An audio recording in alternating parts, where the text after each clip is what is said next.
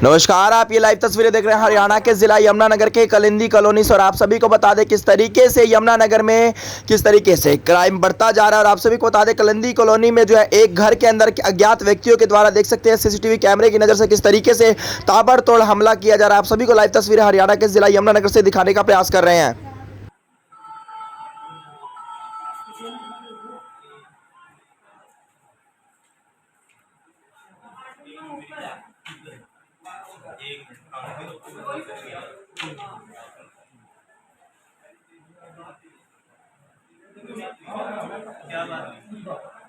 पत्रकारों का मैं हाथ जोड़ के अभिनंदन करता हूं कि आप मेरे छोटे से आदमी के बुलाने पर मेरे घर पर आए हैं। और मेरे साथ बुलाने का मुद्दा ये है कि मेरे घर के ऊपर 4 मई 2022 इसी 4 तारीख को रात को जो कॉलेज है उसका मालिक डॉक्टर महेंद्र अग्रवाल, उसका बेटा सौरभ अग्रवाल और उसका छोटा लड़का जो यमुनानगर का सबसे बड़ा गुंडा है और जुआरी है शरद अग्रवाल, और जिसके दुबई तक तार हैं, उसने 20-25 गुंडों को लेकर और बड़े लड़के के इसका जो डॉक्टर महेंद्र का बड़ा लड़का है उसका सगा साड़ा है मधुर गर्ग, उसको लेकर और 20-25 गुंडों को लेकर मेरे घर के ऊपर इतना ज़बरदस्त अटैक किया है कि मेरे बच्चे, बूढ़े, माँ बाप और मेरे भतीजा भतीजा जो 2-2 साल के बच्चे हैं उनकी निर्मम हत्या करने का इसने षड्यंत्र रचा इसके बाप और बेटों ने, और जिसको अंजाम दिया गया। अगर हम गेट बंद ना करते समय रहते तो मेरे परिवार को ख़त्म कर दिया था इस आदमी ने। पुलिस प्रशासन के पास गए तो उन्होंने क्या कार्रवाई की? पुलिस प्रशासन का हमें खुद नहीं समझ आया। जब हमारे ऊपर अटैक हुआ उससे 6 मिनट पहले मेरे अगले गेट के ऊपर पुलिस आई है। 2 रामपुरा चौकी के मुलाजिम हैं, उन्होंने बेल बजाई है कि नीरज गुप्ता कौन है। एक मुलाजिम मेरे पास हर चीज़ का, जो मैं आप भाइयों से इतना कहूँगा, जो बात कहूँगा उसका मेरे पास विद प्रूफ कहूँगा। उसमें पुलिस वालों ने आगे बेल बजाई है और एक पुलिस वाला बेल बजा के मेरे छोटे भाई को और भाभी को उलझा रहा है, और दूसरा पुलिस वाला बाहर खड़े होके साइड वाले प्लाट में गुंडों को इशारा कर रहा है कि तुम उधर से अटैक करो। इतना मेरे रामपुरा चौकी की पुलिस वालों ने मेरे भाई भाभी को उलझा के रखा। इतने में पीछे 9:58 पे हमारे ऊपर अटैक हो चुका है। अटैक हो कितना खतरनाक था कि आप लोग अंदाजा नहीं लगा सकते। आप वीडियो देखोगे तो आपके रोंगटे खड़े हो जाएंगे। किन लोगों को चोटें आई? चोटें खुली किसी को नहीं लगी, लेकिन मेरी माँ, मेरे फादर, वीडियो के अंदर अगर मैं उनको गेट पे नीचे ना गिराता तो उनके सिर के अंदर लोहे की राड़ लगती तो शायद आज इस दुनिया में ना होते। मेरी माँ जो इतने सालों से बीमार है, उसको हमने जब ईंटें, रोड़े, पत्थर, सरिये, हॉकी जो पुलिस ने अपने मौके पर आकर बाद में बरामद भी किए, ये ड्रामा था पुलिस का या क्या था मैं खुद नहीं समझ पाया। अटैक होने के पहले ही पुलिस मेरी कोठी के अंदर मौजूद है और पुलिस उन गुंडों को प्लाट से इशारा कर दिया कि तुम हमला करो। नीरज जी, कहीं ना कहीं जब स्टेटमेंट ली गई थी उस समय मौके पर जगदीप मोर यहाँ पर मौजूद थे, उन्होंने ये बात कही, 2 स्टेटमेंटें आई थी कि पहले तो 112 ने बुलाया, हाँ जी, और उसके बाद ये भी स्टेटमेंट आई थी कि नहीं हम यहाँ से गुजर रहे थे। मैडम, दोनों स्टेटमेंटें पुलिस वालों की झूठ हैं। आप एक बात बताइए, 9:52 पे पुलिस मेरे अगले गेट पे एंट्री कर चुकी है और 9:58 पे अटैक हो रहा है, और 9:58 पे अटैक होते होते भी पुलिस सिर्फ 10 कदम के अंदर वहीं खड़ी देख रही है। क्यों? पुलिस वाला इशारा कर रहा है। और रही 112 नंबर की बात, हम फ़ोन मिलाते रह गए 112 के ऊपर, कोई फ़ोन नहीं मिला। मैंने जगदीप मौर्य जी को पूछा है कि सर हमने आपको बुलाया नहीं, आपको इन्फॉर्मेशन कैसे मिली? जगदीप मौर्य जी ने बोला है कि हमारे गश्त थे, यहाँ लड़के थे, हमें सूचना मिली है कि कहीं हमला होने वाला है। मैंने उसका जवाब ये पूछा कि कहीं हमला होने वाला है, आपको ये कैसे पता कि नीरज गुप्ता के घर पे हमला होने वाला है? तो कहीं ना कहीं सवालिया निशान भी उठते हैं क्योंकि आगे की तरफ पुलिस थी और पीछे वो हमलावर थे मैडम, और पुलिस फिर भी बीच बचा। मैडम, आशंका नहीं, पुलिस को साथ लेकर ये हमला हुआ है। मैं साबित कर सकता हूँ। पुलिस में अगर मौके पे एसपी साहब ऑर्डर करें तो मौका देखें, वो पुलिस वाला ऐसे हाथ से इशारा कर रहा है। पुलिस की जिप्सी रुकी है, उन्होंने जिप्सी को कहा आ जाओ, उन्होंने कहा तुम देखो हम जा रहे हैं। तो राजनीतिक दल भी है इसमें कोई जिस प्रकार सर राजनीतिक दल मैं नहीं कहूंगा कोई है, लेकिन जो पार्टी धमकी दे के गई है उन्होंने बोला है।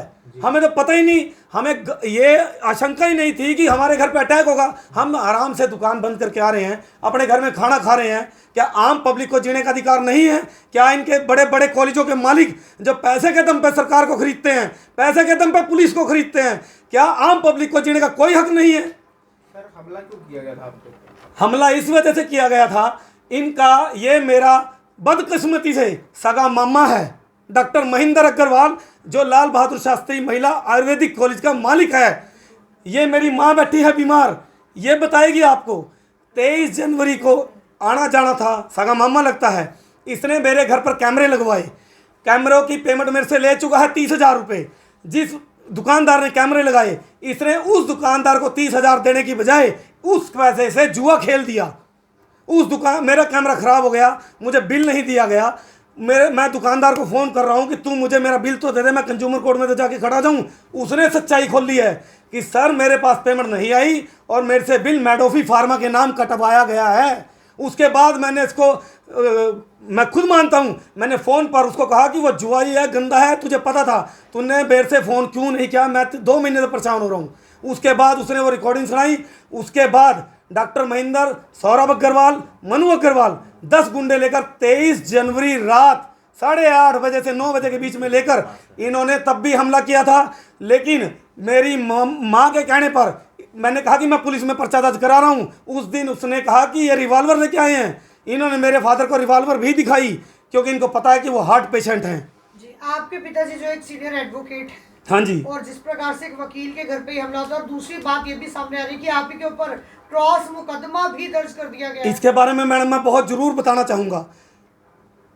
जिसके ऊपर हमला होता है या कोई करवाता है, लोग अपनी बहू बेटियों की इज्जत छुपाते हैं। अगर कोई सच्चाई में हादसा हुआ है, इन्होंने क्या किया, इन्होंने अपने सौरभ अग्रवाल की घरवाली शिवांगी अग्रवाल, वो मेरी बड़ी जो जितनी मेरी गुड़िया है उससे 2-4 साल बड़ी होगी, 5 साल बड़ी होगी, वो हमारे बच्चों जैसी है। इस परिवार की हिस्ट्री निकाल कर देखिए। डॉक्टर महेंद्र की करतूत सुनाता हूँ आपको। इसके साथ कहीं भी झगड़ा होता है ये अपनी औरत को आगे कर देता था। अब इनको इतनी शर्म नहीं रही। तुमने पिछले कर्म तो कर लिए, कम से कम आप अपनी बहुओं को तो बख्श दो। इन्होंने अपनी बहू आगे में कर दी। झूठा एलिगेशन लगाया है कि मैंने उसको धक्का देने की कोशिश की है, उसको गाली गलौज की है। अगर मैंने ये किया है, मैं सजा का हकदार हूँ। और ये सीसीटीवी फुटेज, इनके कैमरे लगे हुए हैं, वो पेश कर रहे हैं पुलिस के अंदर। अगर मेरे ऊपर बनती है, इनसे पहले सजा मुझे होनी चाहिए। दूसरी बात, अगर मैंने इनकी बहू बेटी को छेड़ा भी है तो उसका मुकदमा पुलिस में दें, एसपी में दें। क्या ये है कि मेरे परिवार को ख़त्म कर दें, मेरे वंश बंद कर दें? इनको किसने हक दिया है? ये शरद अग्रवाल, डॉक्टर महेंद्र अग्रवाल, सौरभ अग्रवाल, जो लाल बहादुर शास्त्री महिला कॉलेज के मालिक हैं, इनका ये धंधा है। कांग्रेस आ गई तो शैलजा को बुला लिया, बीजेपी आ गई तो बीजेपी के मंत्रियों को बुला लिया। ये उनकी फोटोएं दिखा दिखा कर मिसयूज करते हैं। तो सर आपने कहीं आगे उच्च अधिकारियों से बातचीत की इस बारे में कि आपकी शिकायत पे जिस तरह से कार्रवाई नहीं हो रही? हाँ जी, गलत एलिगेशन लगाए जा रहे हैं। हाँ जी, तो इसके बारे में कहीं ऊपर उच्च अधिकारियों से बात की है? जब हमारे खिलाफ इतने दिन हो गए कोई अभी तक गिरफ्तारी नहीं हुई और उल्टा पुलिस हमें धमका रही है, मैं ये मुकदमा उड़ा दूंगा, मैं ये धाराएं खत्म कर दूंगा।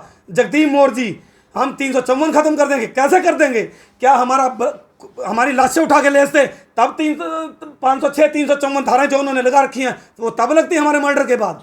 तो सर काफी है जो मेरा परिवार बच गया। जिस हिसाब का हमला इन्होंने किया है, ये पूरे खानदान को लाक्षागृह की तरह हमें अंदर ही खत्म करने आए थे। किसी को पता ही ना लगे भी कोई आया और कोई मार के चला गया। तो जो आपकी कंप्लेंट थी उस पर किन धाराओं के तहत मुकदमा दर्ज हुआ है? जो मारवा के अंदर है, डॉक्टर महेंद्र अग्रवाल, सौरभ अग्रवाल, शरद अग्रवाल, इसमें इन्होंने मधुर का नाम छोड़ दिया अभी।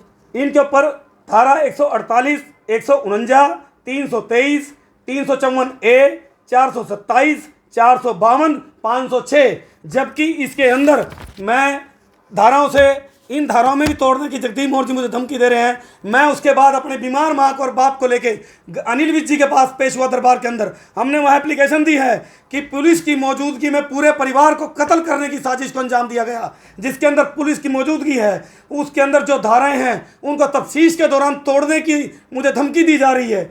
उसके बाद मेरे ऊपर झूठी FIR दर्ज की जा रही है। मेरी सरकार से रिक्वेस्ट है, आप मीडिया वालों के चैनल के माध्यम से मैं अपील करना चाहता हूं कि इन धाराओं की जांच की जाए जो मेरे ऊपर लगाई है 506, 509, उसको अगर सच्चाई पाई जाती है तो मैं सजा का हकदार हूं, अगर वो झूठी पाई जाती है तो मेरी FIR कैंसिल की जाए और इनके ऊपर मुकदमा दर्ज किया जाए और सख्त से सख्त कार्रवाई की जाए। हमला करेंगे क्योंकि 23 जनवरी को जो हमला हुआ था, मैं ये कहने मेरा बेटा नीरज गुप्ता कहने लगा कि मैं कंप्लेन था, उसके जो बेटे बाहर से दुबई भाग जाते हैं तो यहाँ सट्टा पट्टा खेल के, उसने वो यहाँ भी सट्टा खेलते हैं कोठी में, उसने धमकी दी अपने पापा को, अगर तुम साथ नहीं देगा तो हम अपने आप कर देंगे हमला। उसने कुछ गुंडे साथ लेकर यहाँ हमला किया, हम तो खाना खाते। उस हमले में आंटी आप भी नीचे गिर गए थे, अंकल जी भी गिर गए थे। हाँ जी। और काफी सारे लड़के थे, तो अभी तक जो है पुलिस ने कोई प्रॉपर कार्रवाई जो है वो नहीं की। नहीं की।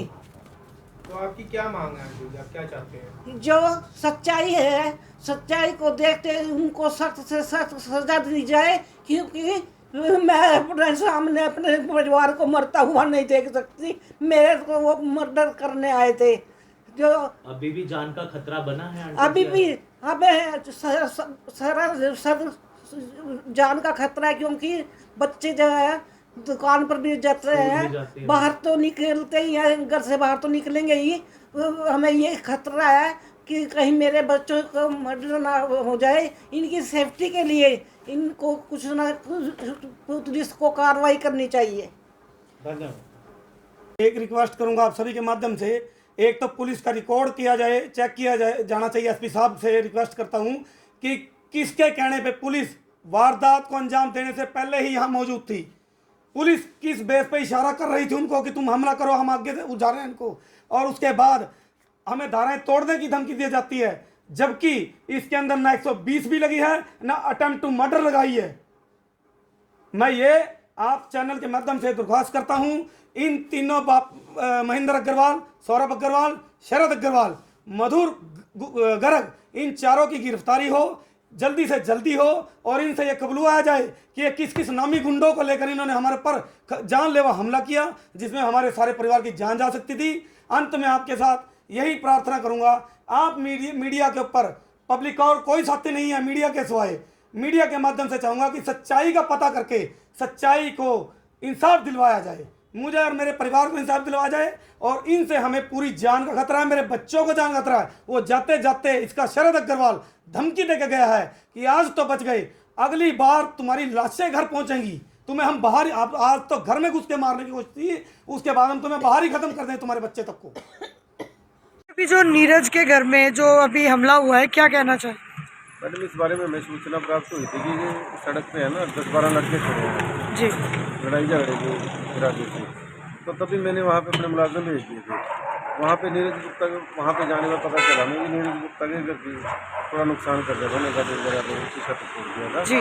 अब जैसे कैमरे लगे हुए हैं ना, उनके CCTV फुटेज मिल जाएगी और जैसी सूरत होगी कार्रवाई होने जाएगी जी। सर कुछ बड़े नेताओं के लड़कों के भी नाम लिए जा रहे हैं। अभी तक मेरे सामने कोई ऐसी बात नहीं, किसी का फोन आया मेरे पास अभी तक किसी का जी, तो यानी जो उचित कार्रवाई है वो की जाएगी। हाँ जी बिल्कुल।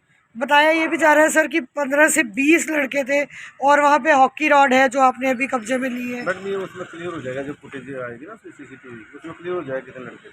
तो कुछ अभी वहाँ से कब्जे में भी लिए गए हैं कुछ। कुछ ऐसी